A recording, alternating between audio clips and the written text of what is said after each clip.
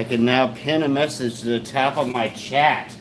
I don't know what that means, honestly. So I hope it's something good. I'm going to try to now see if we can see our live stream going on the computer at the same time that our live stream is going on the live stream, huh? What about that, folks? Let's see if we can get the computer working now. I'm getting this rigged up.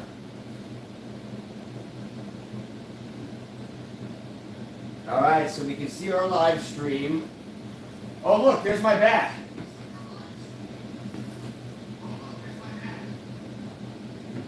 Okay. So look at, I can even see the top chat now. Wow, that's awesome. So let's turn off the sound on this thing. So the overall goal of this is we're going to be trying to get this onto our big screen up here. But for right now, we're going to have to do with this little bit of a hack, which is I just moved my laptop over here. The problem with the big screen is that the big screen will not show me the top chat or the chat information at all while it's going on the computer through Web TV. So I have had to compromise right now and move the computer over here so we can get a direct link from the computer to the Web TV. But today we are doing draws. I am drawing lion's mane, and I guess I got to get suited up. You know, it's time. Get this flow hood turned on, get things cleaned up. You know. And this is our second attempt at live streaming here on the Liquid Fungi channel. I do a lot of live streaming from my car on my other channel, but in my car it's different because I'm not trying to look at the chats and do that stuff I'm driving. Here, I want to actually be able to see what people are saying, the questions they ask, that kind of stuff. And so it's really hard for me to do those things if I can't see it. So we've been trying to work on the technology to get the TV and the live stream with YouTube working, but that's not working yet. So I've got this little computer right here, which is kind of hacking it for me. All right, so let's get my mask on, my gloves on. Let's get cleaned up. Let's get the area cleaned.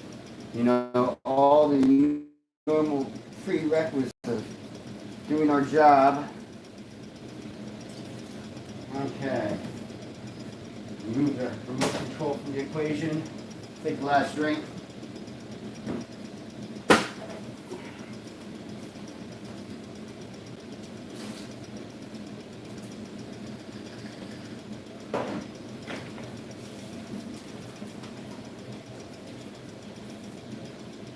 So now when somebody says something, I'll be able to see it.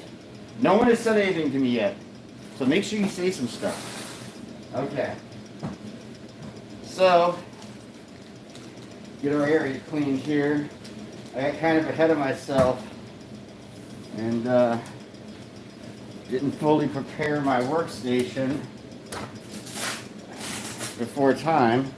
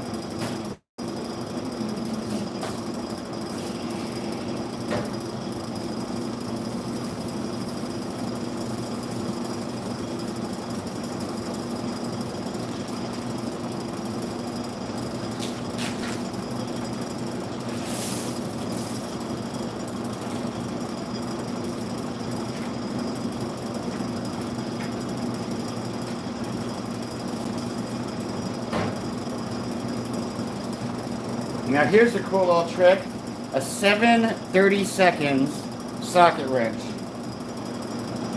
And we use that to actually tighten down the caps on our syringes because your fingers will get really sore if you make as many syringes as we do and you don't have something to do the twisting for you.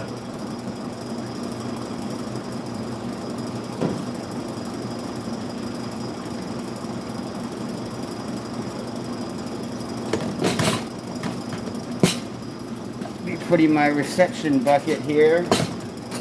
All right.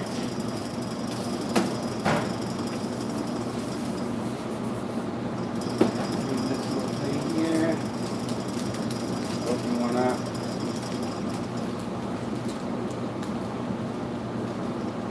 And this one is needle up, so this is going to be a little bit more of a challenge.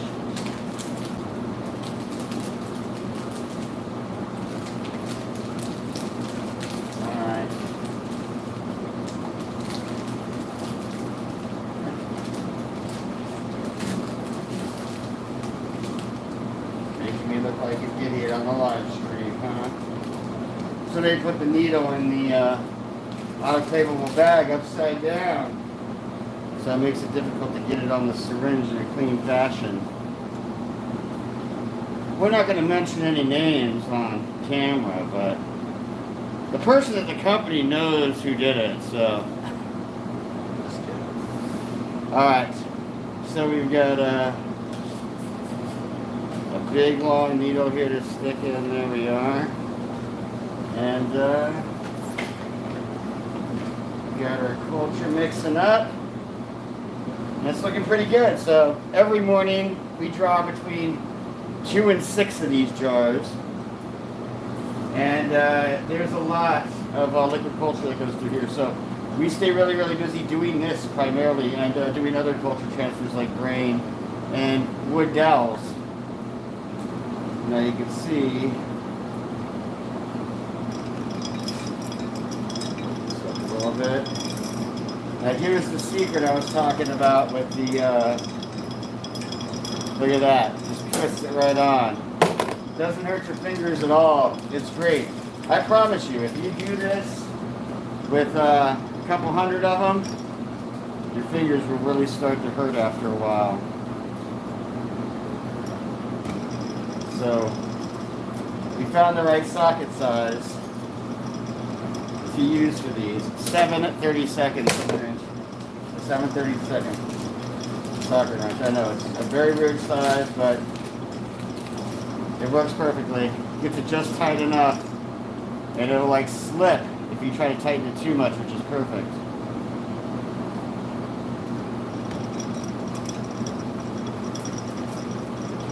So I'm anxious for somebody to chat with me live here. I'm not getting any live chats, yo. Bring the live chats. Ask some questions.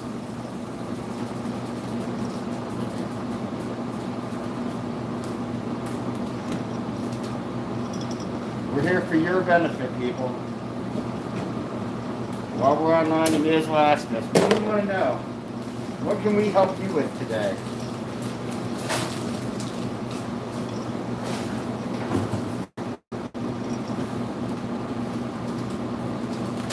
I decided doing live chat during draws was a really good idea because my brain just kind of wanders into la la land while I do this anyway, so I may as well keep it focused on something. Maybe you guys can help me do that.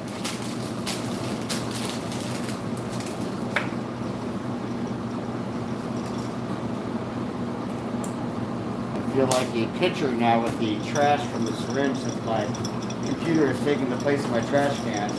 Usually my trash can's right there. Now I feel like I gotta throw it at quite a distance here. And I'm probably gonna be at risk of missing.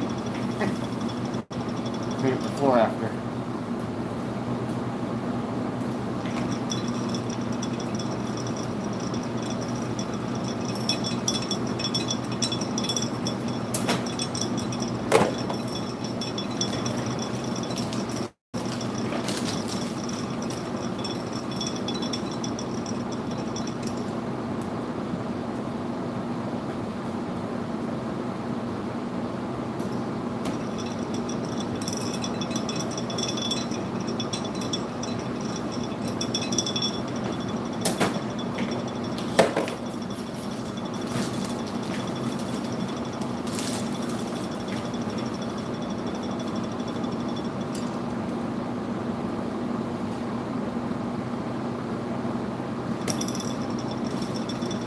Still don't see one chat.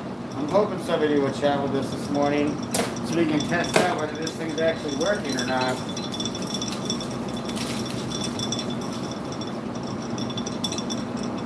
Look, people, I don't care if you ask if the sky's blue. Just ask something at this point.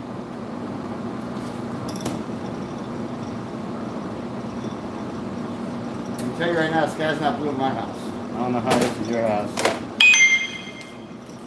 Oh, I'm getting messages.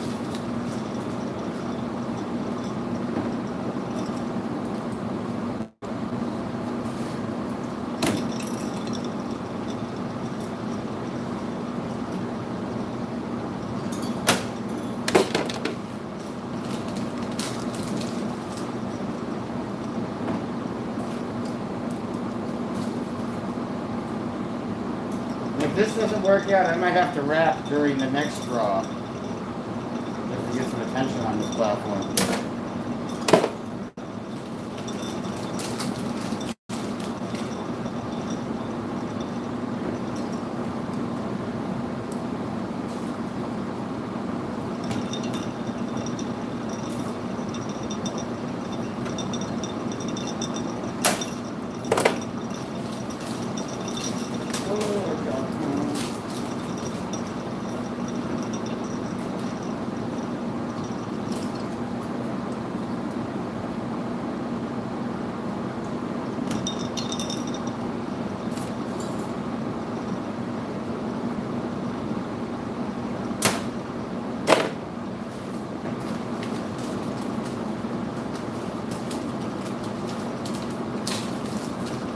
Alright, so we are doing draws of lion's mane liquid culture right now.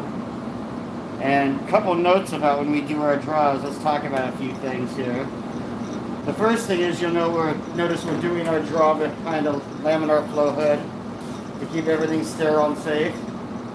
The other thing you'll notice is when we do draws, we have a stir bar in here that actually is constantly stirring our liquid culture as we draw it, so we keep it on a stir plate so it keeps it mixing up and going around.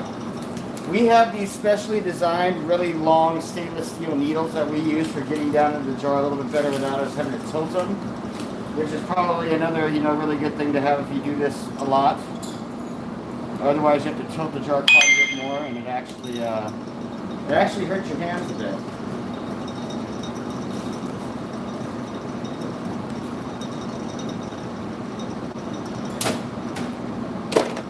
So another thing that we do with all of our liquid culture is we sell these as well as use them ourselves. And these are 304 surgical stainless steel one-piece lids. These ones are specifically designed for liquid culture. We also make them for grain, for wide mouth jars. And these have really helped us a lot because we were going through a lot of plastic lids. The plastic lids only last so long in the autoclave. And we actually had to have a mold built and have these custom made for us. So we produce about 5,000 of these lids at a time now. And we're the only people, as far as I know, that produce a 304 stainless steel liquid culture lid. I don't know anybody else that does it. Maybe I'm wrong. Maybe there is another manufacturer out there other than Liquid Fungi. But as far as I know, we are the only ones with a 304 stainless steel lid. And I can tell you that these lids are amazing. I mean, they go through the autoclave. I mean, some of these lids that we've had probably for 2 or 3 years now, you can't tell that they've gone through the autoclave at all. They look like brand new the day that they came to us. It's crazy how well they last. Honestly, we do have to put new injection ports and new syringe filters in them once in a while. But the actual stainless steel metal part of these things, so far it has lasted years, thousands of runs through the autoclave. I mean, it's just been absolutely amazing. So I would strongly suggest if you do a lot of liquid culture or a lot of grain in jars, pick up a set of our stainless steel pro lids. They are absolutely the bomb. And they're honestly not even much more expensive than the plastic lids we sell. We do sell plastic lids, so we are going to be getting rid of our plastic lids soon because we really it's hard for me to stand behind that product even though everybody makes plastic lids. After you run them about 100 times through an autoclave, the threads on the lids start giving out. They start having expansion problems with the plastic and the heat, you know, expanding and contracting, expanding and contracting. So these stainless steel lids have been much, much better, more reliable, more consistent for us, and I'm very, very happy that we took the time and the money to have the mold built and have them produced.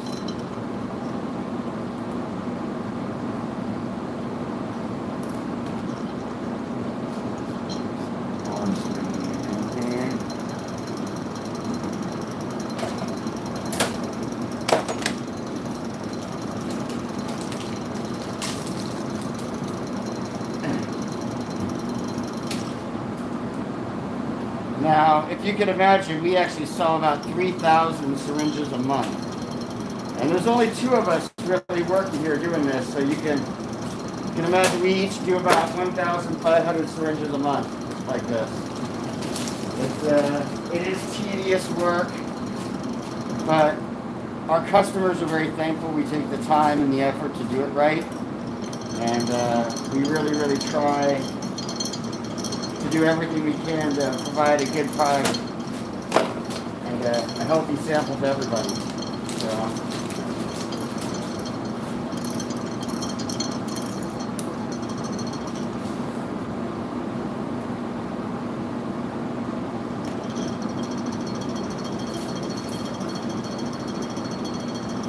I'm looking for no questions. Okay.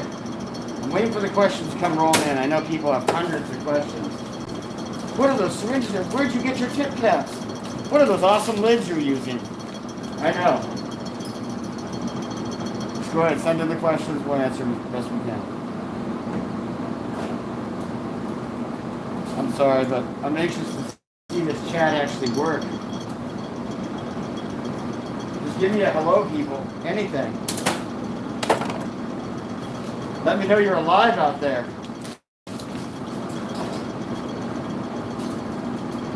I might have to start dancing if you guys don't give me some responses here soon. And you don't want to see me dance, I promise. If I was a good dancer, I'd be doing TikTok videos.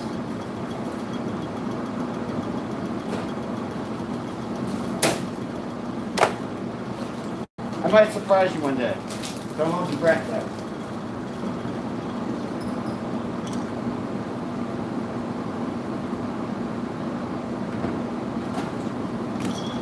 Today I am drawing lion's mane, probably my favorite mushroom. I eat this mushroom as often as I can. As a matter of fact, nearly all the test lion's mane that we grow here for sample testing or for culture testing or fruit testing, anything that makes it to the fruiting chamber almost comes home with me. I mean, I can guarantee it. We don't sell mushrooms here at Liquid Fungi. That's not our business. We're not mushroom growers in the sense of agriculturally. So, you know, our business model is a little bit different. We are a biobank and isolation specialist. So what we do is we really isolate higher yielding variations of already known strains.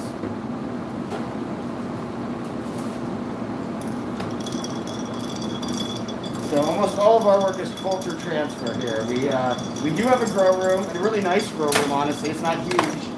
It's a real nice grow room though, but and you can actually see it, it's right back here. But we don't use it to actually produce mushrooms that we sell. That's our fruit testing chamber. Pretty much when we get new strains and species and we want to make sure they're legit, we fruit test them in that chamber and then I bring them home and eat them. I mean, that's generally how it works. So I give them to my sister or family or friends to eat them. But we do not sell mushrooms here.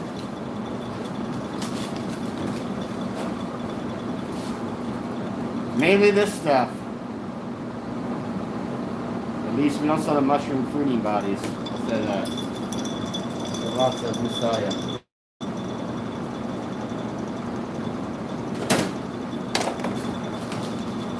Alright, well I'm almost getting done with this lion's mane. And then I'm sure Julian's got another task. Julian is our lead mycologist here. He's over to my right here. You can't see him on camera right now. But he's working in our vertical flow hood, in our laminar. And he's also doing draws as well. But he's got a lot of jars over there to be drawn, and I'm sure he's going to issue me another one here in a moment.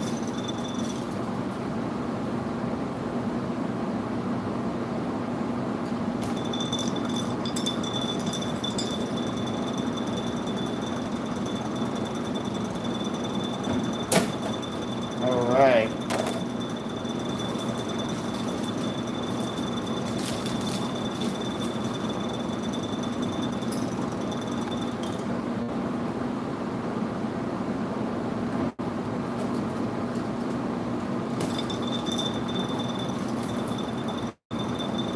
And don't forget, if you're watching, I have a computer right here that I can see your chats with.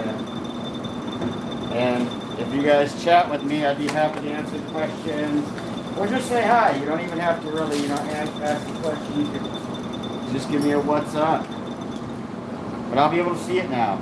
A lot of times in my last live stream videos, people were talking to me and I couldn't see them talking to me because I was live streaming on my phone's over there, my hands are full. But now I can see the live stream because I brought the computer over here to witness what is going on. And so as the camera records over here, I can see your chats right there. I can also see a really time delayed version of myself. Which is kind of trippy. It's like hearing your own voice echo in the microphone.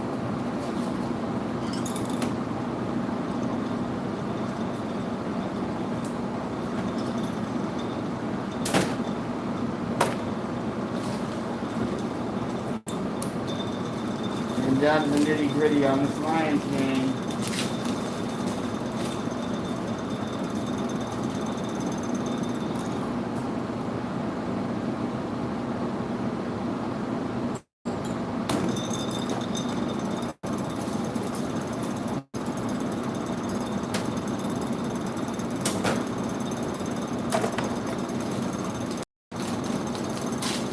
Now I'm a stickler with this liquid culture. I like to get every last bit out. I mean, I get down into this thing, down and dirty. A lot of times I'll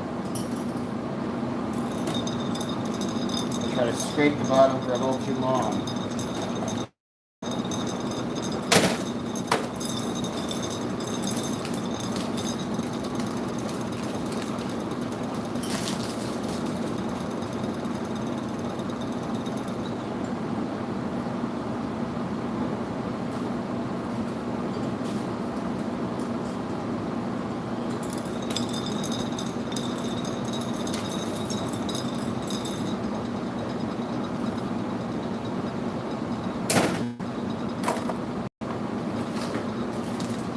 So a lot of liquid culture places draw syringes when they're ordered.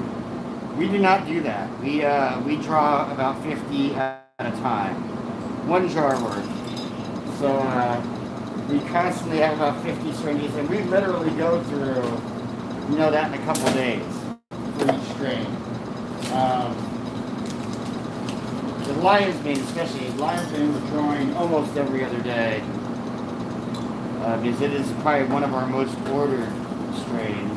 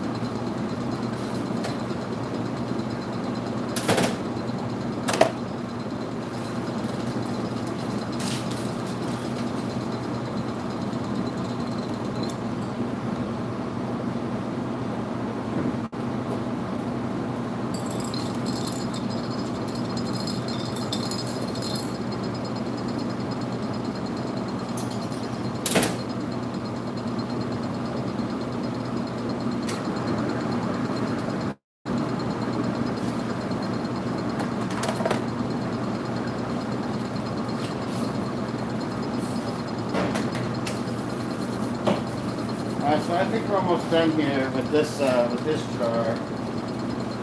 For Julian to issue us another one. I will go unload the autoclave real quick, and I'll bring the audience with me.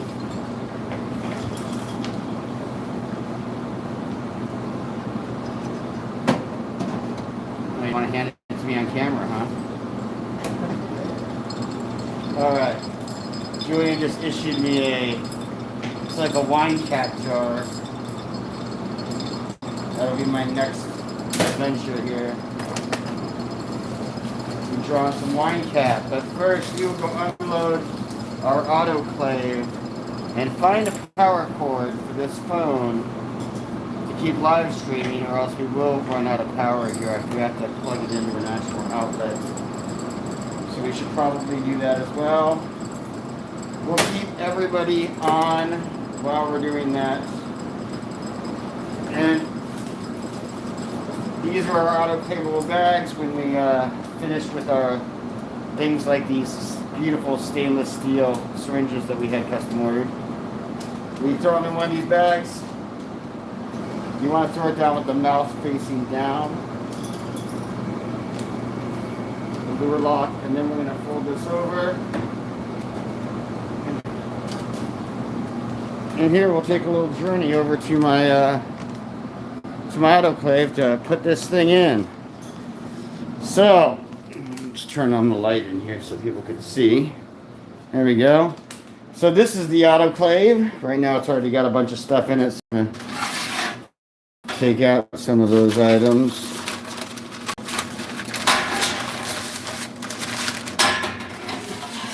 Let's take this tray with us actually. Since I'm one-handed, you can see this is our shelf of craziness. And here's where our tip caps go. That's what these are. See, we got all kinds of goodies on these shelves. This is the grow room I was talking about. And you can actually see we got some stuff fruiting in there now. I've got a time delay capture inside that photo tent there going. And this is just for me to eat, pretty much. I mean, me and my friends and family. And this is what we fruit test. So that's our mushroom grow room. Alright, so here we got some more tip caps. We'll take those real quick. We go put those away, and then we'll come back for the hard metal stainless stuff.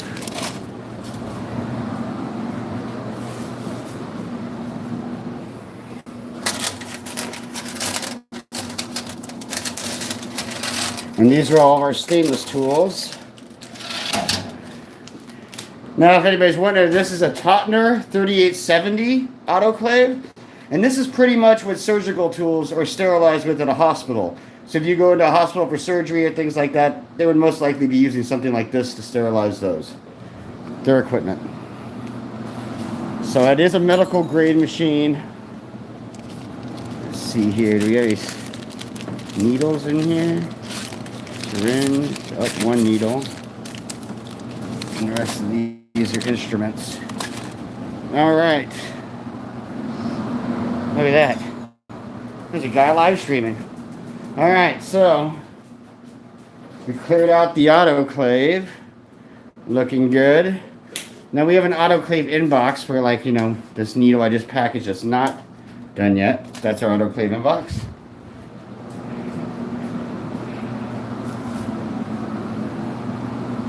And now I will get set up in here just so you can see the craziness Julian's got going on.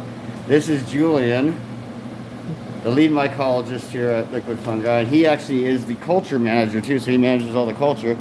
He's doing draws as well in the vertical laminar flow hood. And it's pretty packed with trash and stuff right now because he's been working hard at it, obviously. So now I'm gonna set this tripod back up. We will actually, first, before we do that, let's go take these syringes and put them away. So first thing with culture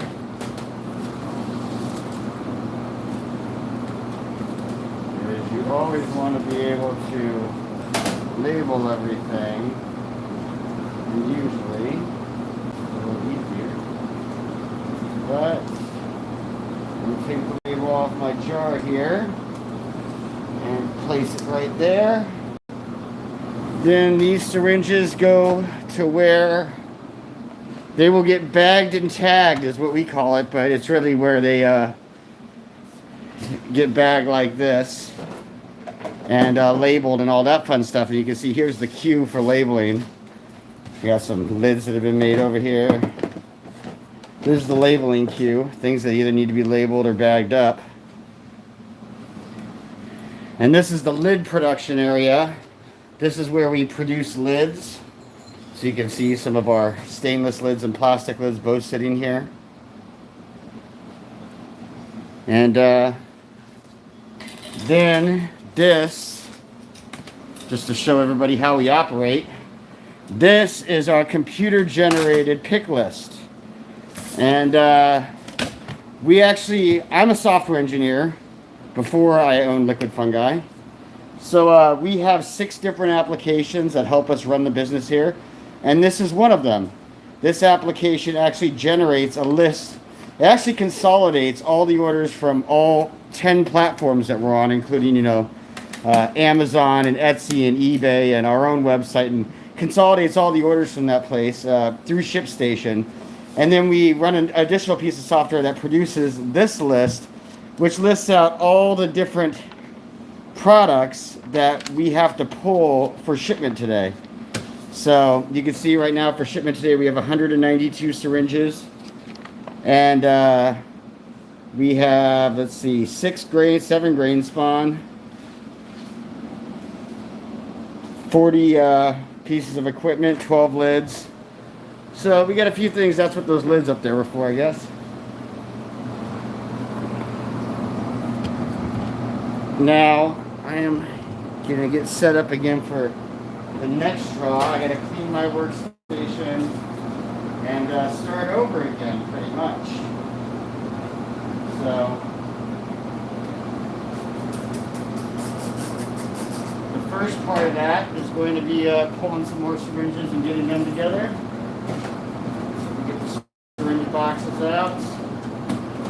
And we have a lot of syringes here. This is a syringe box of 100 syringes, and then we have all those. And that's not even it. Oh, you think that's a lot? Nope, we got 2 more big boxes right down in there. I think we probably got about 6,000 syringes here right now. We're a little overstocked than we normally are. There's usually we only have about 3,000 on hand. But I double ordered by accident. Stupid me. So,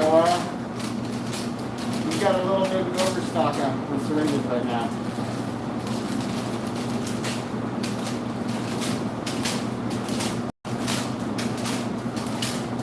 Now I'm just tearing off the individually packaged disposable syringes just to get enough in this basket to do the next draw.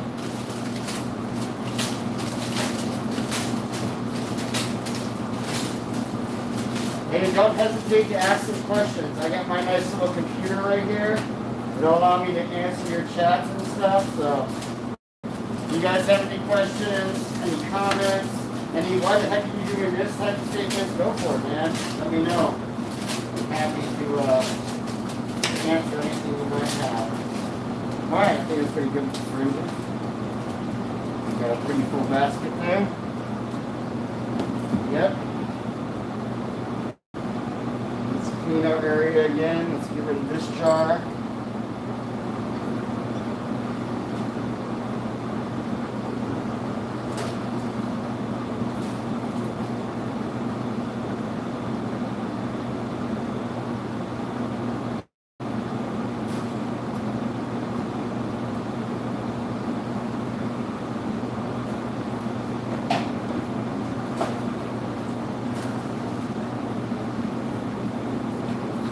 Down again. Clean. Between every draw, I like to wipe everything down just one more time. Get my hands re-clean, get everything pristine again. Let's get out of the jar. Up here. Let's cleaned on it.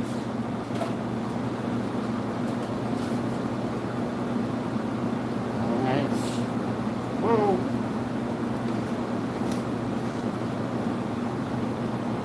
Alright. There we are. Let's get it mixed up.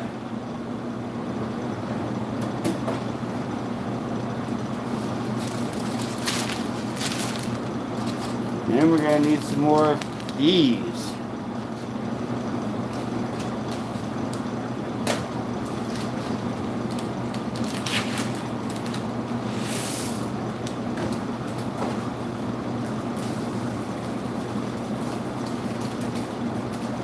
Oh.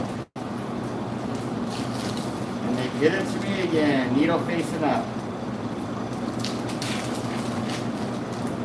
Alright, let's try this a different way. Oh, look at that.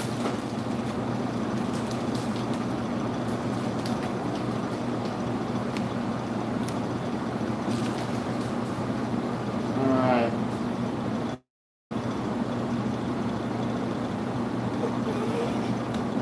Get that in there. There we are. What do you know? Alright, time to draw wine cap.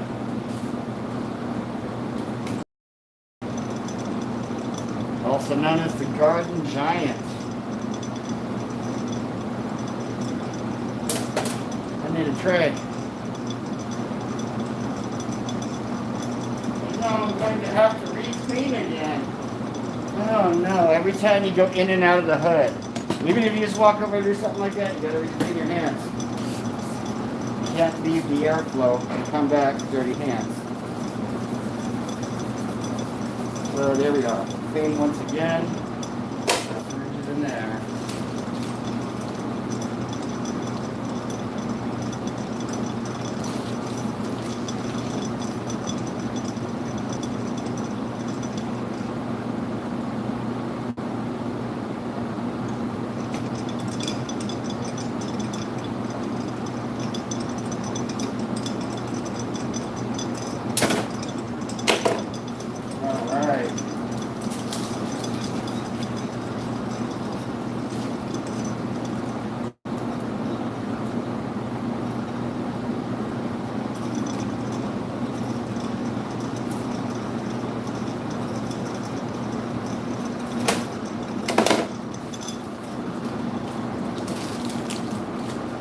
Now drawing wine cap. Now wine cap's a great field mushroom and a great accompaniment to a garden if you actually have a garden with like normal fertilized soil and stuff, you know, rich soil. Wine cap does really, really good in that type of environment. And people do it a lot of different ways. The way that I like to do wine cap, you know, is different than the way that most people do it. Most people will pasteurize a large patch of land and, you know, just throw wine cap into it, grain spawn. I throw out a hardwood block of wine cap and then bury it next to the plant. And that's because it kind of establishes the colony more up front, and also it allows me to control where the wine cap is going to be primarily stationed at in between the plants. So if you, you know, if you just kind of inoculate a big patch, it's fine. The sun will grow all through it, and you know you'll do really great that way. But the big problem is when you go to plant your plants, kind of strategically putting the plants away from the mycelium becomes an issue. So I like to actually grow out hardwood blocks, and with a little bit of compost in them, with a little bit of soil mixed into the hardwood block. And then I'll actually dig a hole next to, you know, between the two plants, and put the block in there and cover it up with about an inch of soil. And start it off between the plants, so this way it's kind of established. Now, when I say hardwood blocks, I am using a 20% compost supplement with that hardwood, so it's not your standard like master mix. It would be about, you know, 60% hardwood, 20% of compost, and then the other 20% sand and vermiculite. But essentially, the point is you're going to want to try to grow it into a block form first, and then bury the block where you want to be primarily stationed out of. The Messiah will work its way out from near the network and will end up connecting to the two plants over time that it's between. But this way, when it goes to fruit, it'll primarily fruit between the plants, and it will not kill the roots of the plant. So hopefully, the roots have enough time to get established before the Messiah actually takes over the area. A lot of times, if you have an over-established patch of ground, the plants will have a harder time forming a symbiotic relationship to an already well-established fungal growth. So sometimes it's almost better to start them both at the same time, like when you plant your plants, then bury the Messiah block at the same time. Because that way, when they come in contact with each other, they kind of meet slowly, and it's not an abrupt invasion from another bioorganism. So let's see here, what else we got?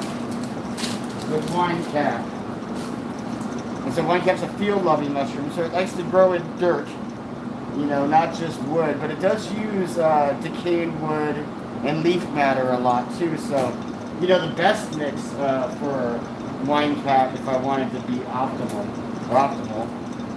would obviously include a lot of leaf litter and partially decayed wood already, along with that compost and sand. But I don't have access to a lot of that stuff where I'm at. At least that stuff is viable for what I'm doing. So we kind of have to supplement it with hardwood pellets here. And that does not work as good, honestly. It's better if you've got, natural partially decayed wood and leaf litter already to add to your compost mix. But we just don't have enough of that around here for me to do. Mostly here in Florida, we have a lot of pine needles.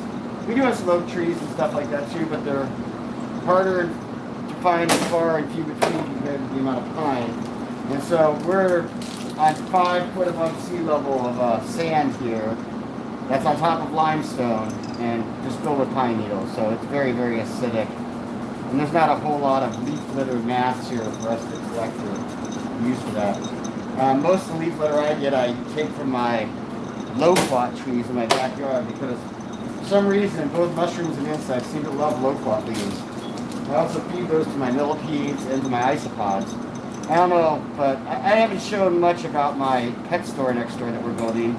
My sister and I are building a pet store, but we have a lot of animals already going in there, including 10 different species of isopods and a few different species of millipedes right now, and they all like loquat leaves.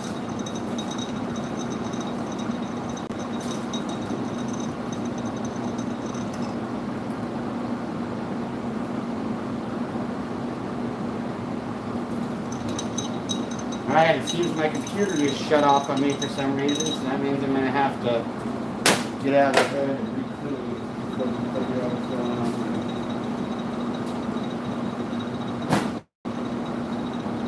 I guess it's a screensaver.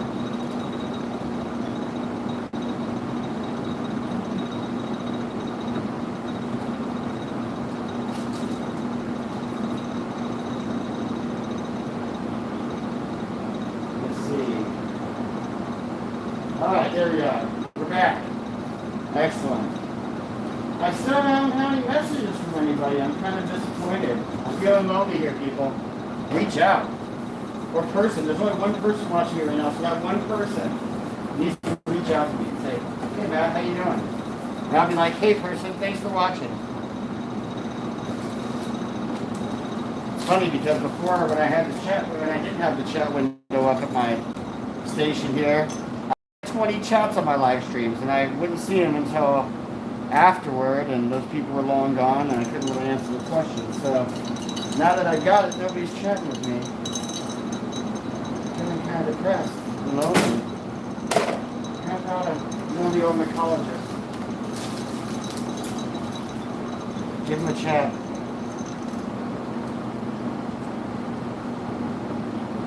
All right, let's see here.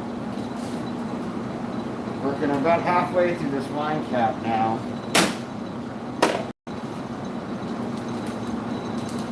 Now the good thing about wine cap is once it really gets established in a field, man, it is it's really well established. I mean, it's almost hard to get rid of. So it's nice if you can get a little patch established in wine cap because it'll just keep producing, and you just pretty much keep throwing pasteurized, decaying material on top of it after you harvest it, and it'll just go through and produce again a little bit later. It's amazing, but you can keep it going pretty much every season pretty easily once you have it established, and as long as you keep feeding it.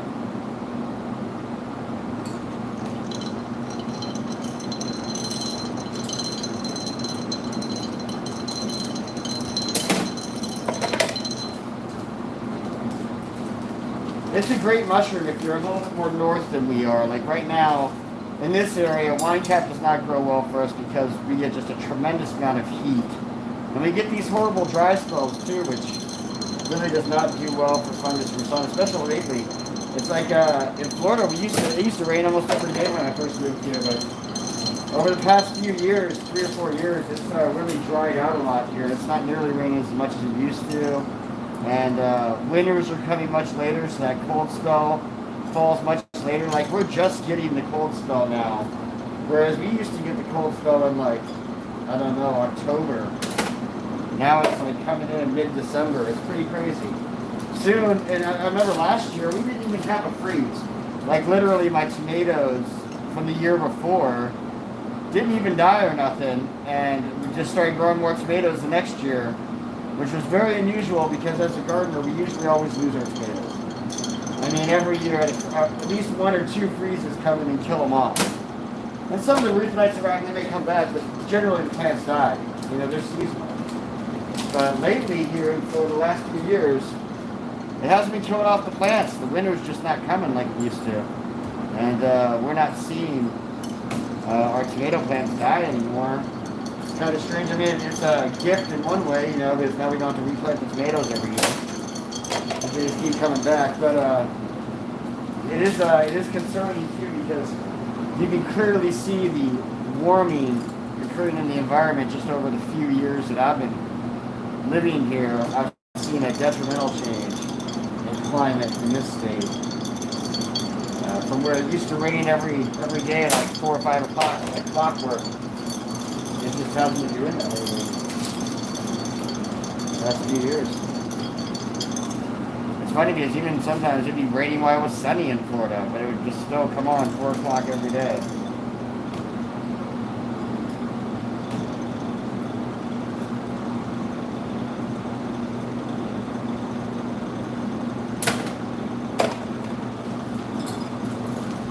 Oh yeah, I'm gonna go find a power plug for this phone, or not. If we want to continue live streaming, we're gonna need to keep this thing charged.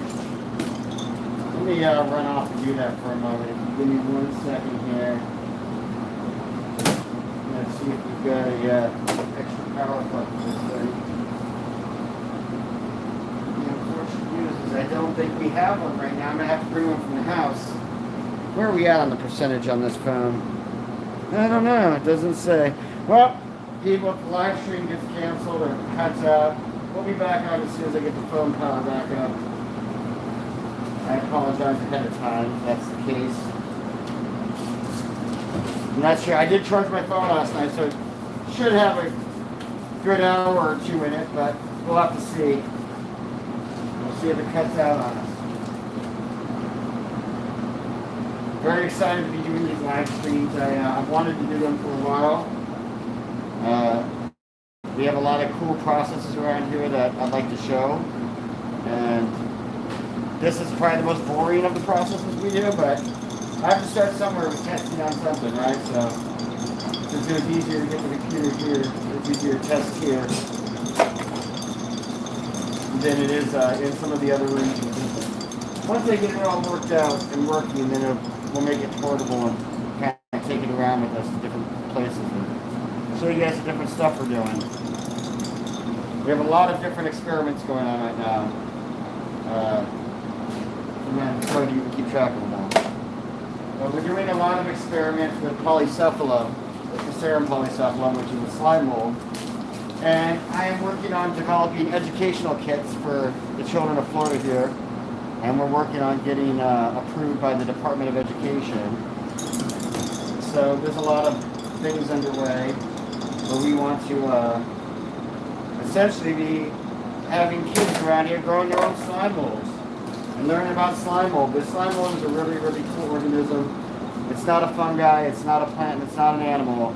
It's something that has the properties of each of those things, and it's a really, really cool organism that is very, very fast growing. So, you know, it kind of chimes into the kids' instant gratification needs, as well as it's not dangerous, and it's extremely easy to work with in the sense that you don't need a sterile environment or, you know, a flow hood or those kind of things to actually grow slime mold, or at least these species of it that we're going to be putting in the kits for the kids. So I think it'll be a really fun adventure for us and for the children. Doing it for the kids, man. We're doing it for the kids. My kids included. They're going to be the beta kids. We're going to be trying our kits on them. We're going to literally give them each a kit, and we're not going to tell them anything. They're going to have the quality instructions do it completely themselves, and we'll see how that goes. And if it doesn't go well, then we'll refine the kit a little bit more, but this is how we're going to learn how to do this. Now, there's already been some kits like this developed by CNRS over in France, and they're pretty popular over there. A lot of kids grow their blobs already over there. And we're hoping to kind of bring that trend to the United States and expand upon that research here, slime mold research here. And we're starting that by doing some local cultivation of slime mold. So if you saw any of my recent videos, one of them was about how to culture your own local slime molds off of sticks. Be sure you check out that video. It's a really cool video. It teaches you how to grow your own. Really easily with practically nothing, just some water and sticks you find in the woods. So, very, very cool stuff there. But we're doing that as well. We're actually, you know, cultivating local slime molds off the sticks, and then we're going to be doing some comparisons to the stuff that CNRS has been working with, both in growth and habitual eating and movement behavior. So most of what we're going to be studying is how it reacts chemically to its environment and to the different stimulation we give it. So that'll be interesting. We're also going to be doing some path detection, neural path detection type work, which we're going to determine how polycephalum decides chemically the best pathway for it to take, how it builds its path. Because it is a pathfinding organism, a real-time pathfinding organism, which is interesting. It actually chemically senses what's around it and reestablishes itself based upon the resources it's surrounded by. So it'll take, unlike the cellular, which just likes to kind of grow over things and stay put, slime mold will actually move. It'll be creating itself on one end and decreating itself on the other. You know, deconstructing its mass on the other side, which is interesting. It's interesting to see something that actually moves around as opposed to just grows and overtakes a plate. So it's been very fun. I'll pull out some polycephalum here in a minute. We'll take a look at it. I've got a few samples around that I'm working on right now.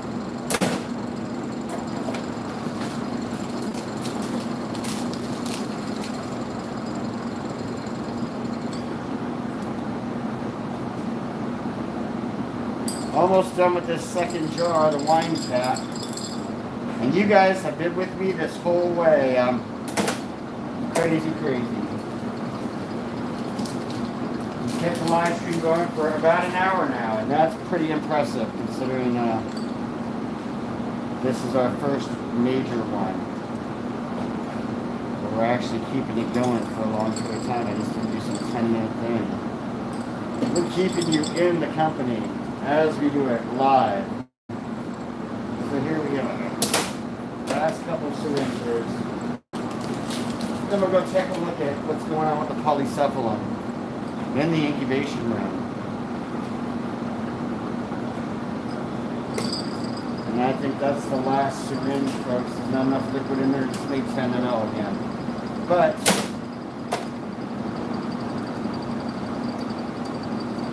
pour label, the line cap,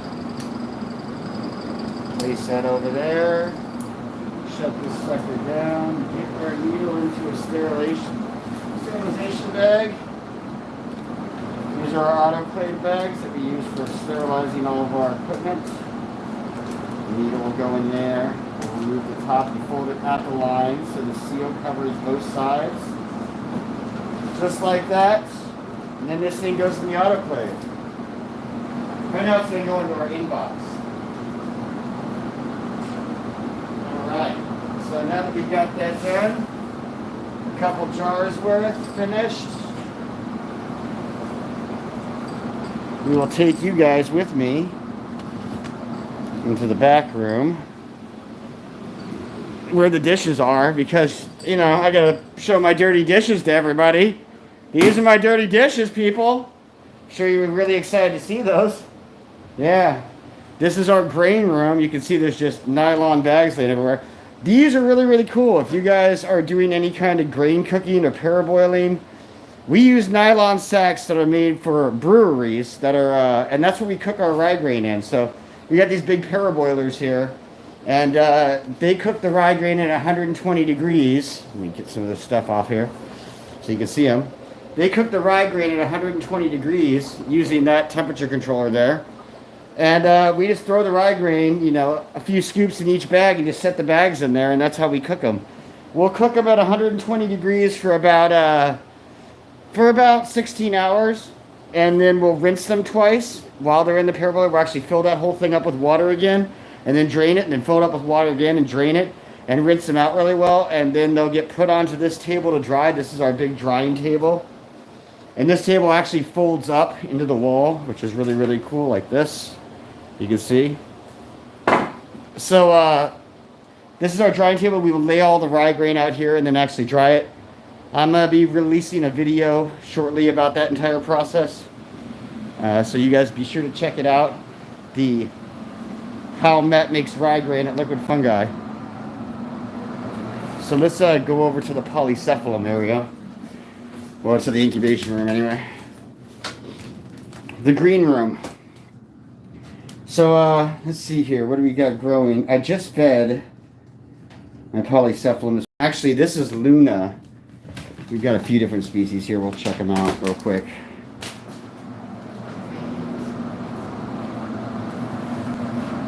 So just to show off here. So this is a standard species of polycephalum here. You know, your standard Phacerum polycephalum, which is a yellow slime mold. This one's really small. I just started growing him. But in some of these other containers, we have different slime molds. And this is Luna, and this is actually a white slime mold, which is a very, very slower growing and cold temperature slime mold. But it's been doing rather well. We're experimenting with that. We've got a few plates, as you can see here, going of Luna. Like that. So very, very cool stuff. Now for our majority of our polycephalum, we're almost done, honestly. Let me show you what it comes to. This is what we produce right now. We're producing sclerotia, which this is dried polycephalum on filter paper. And you can see we got a ton of it here. And this is what we actually are going to put into the kits for the kids, is a little piece of this, about a 1 centimeter square piece for each kid. And they'll reactivate it and grow their own slime mold on a petri dish. And we've got, you can see there's actually a few more containers filled with them there too. We've got a lot right now. We've probably got enough for about 500 or 600 kits, which is what we were aiming to go for. So our standard polycephalum collection, as you can see, is pretty big and pretty well done. We're not going to need much more for our first run of kits. And so now I'm experimenting with other slime molds and with growing local slime molds. And so this Luna is one of my experiments, which is the white slime mold. And we're going to go put Luna back.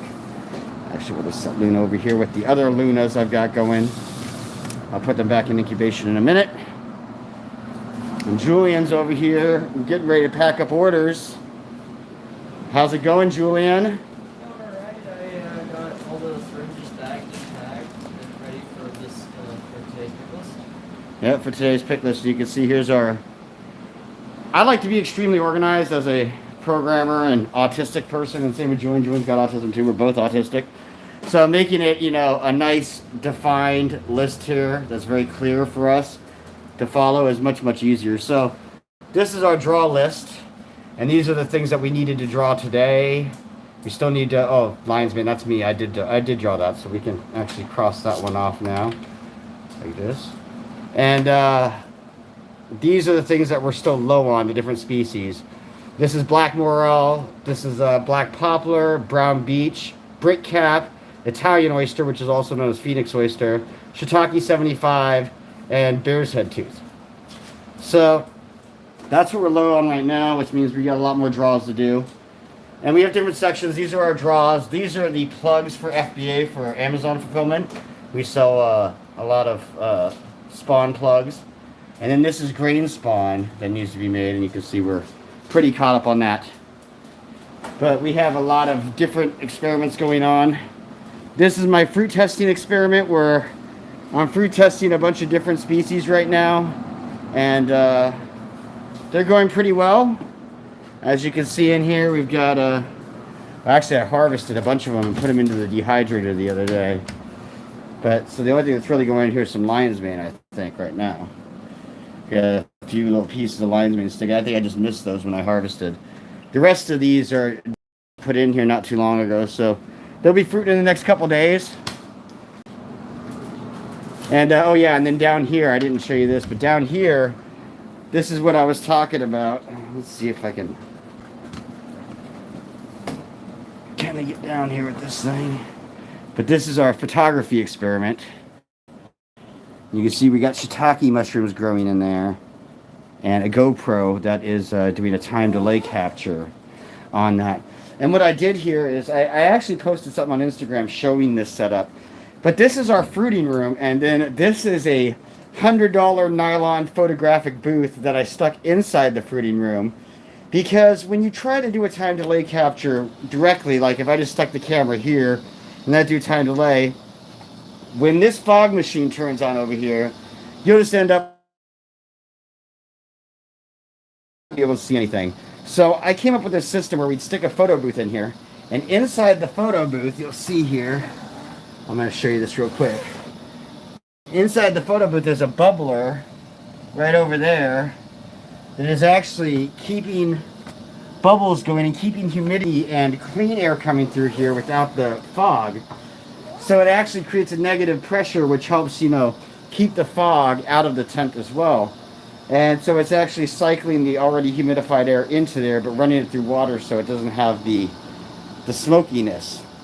So interesting trick, but it was my best solution I could come up with trying to film inside the fruiting room for a long period of time.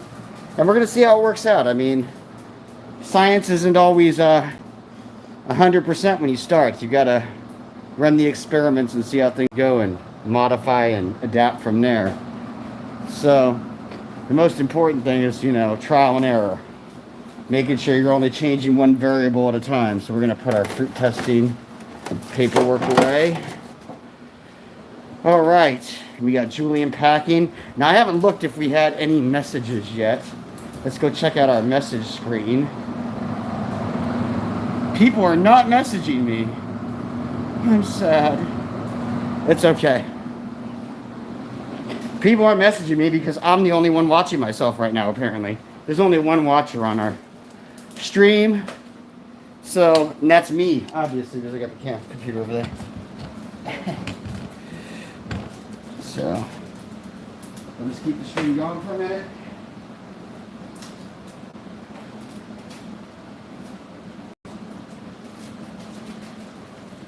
Let me show you what the whole lab looks like. This is what most of it looks like. Well, at least the front room.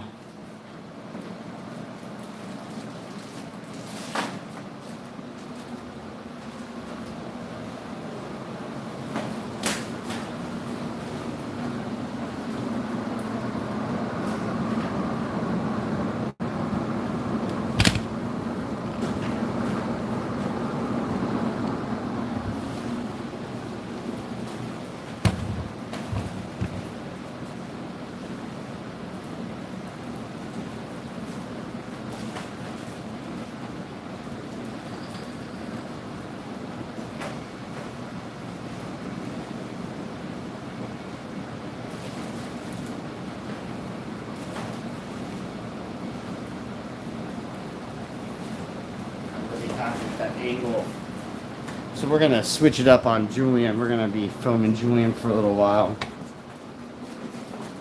In order to do that well, I think I'm gonna have to like shove this in the packaging box. No? Okay, it's not gonna let me do that. Then I guess we're gonna be going over this way.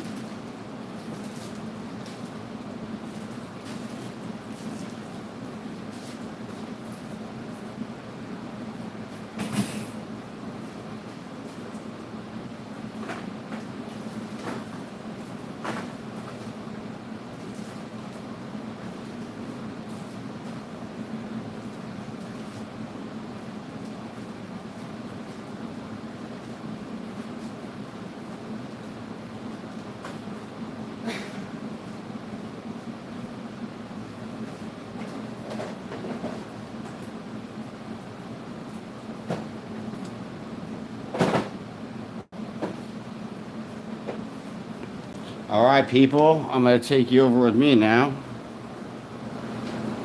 Just for a moment.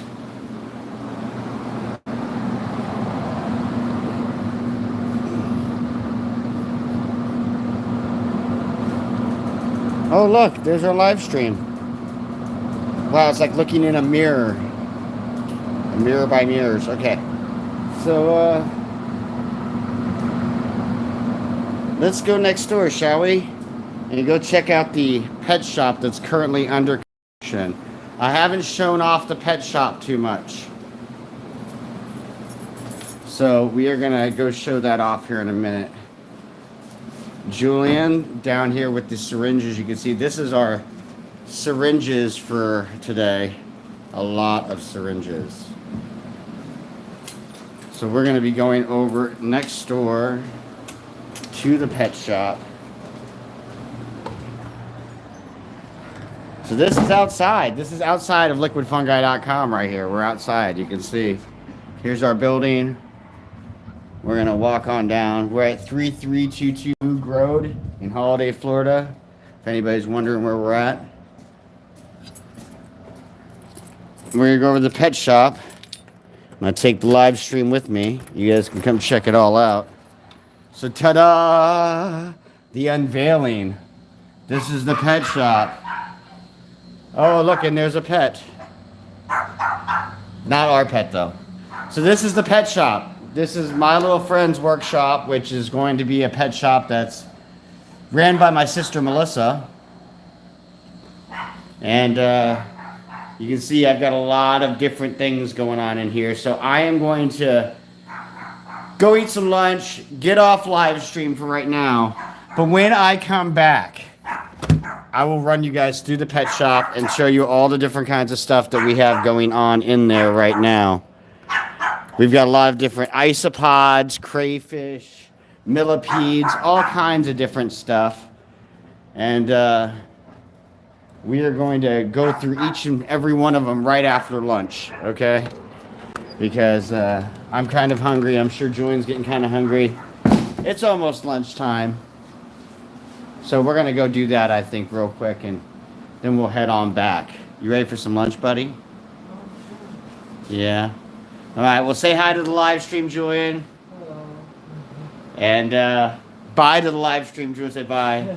Bye. And we're leaving. So after lunch, we'll come back and I'll show you guys the pet shop. That'll be a whole new experience. So stick around. Matt from liquidfungi.com. Peace, y'all.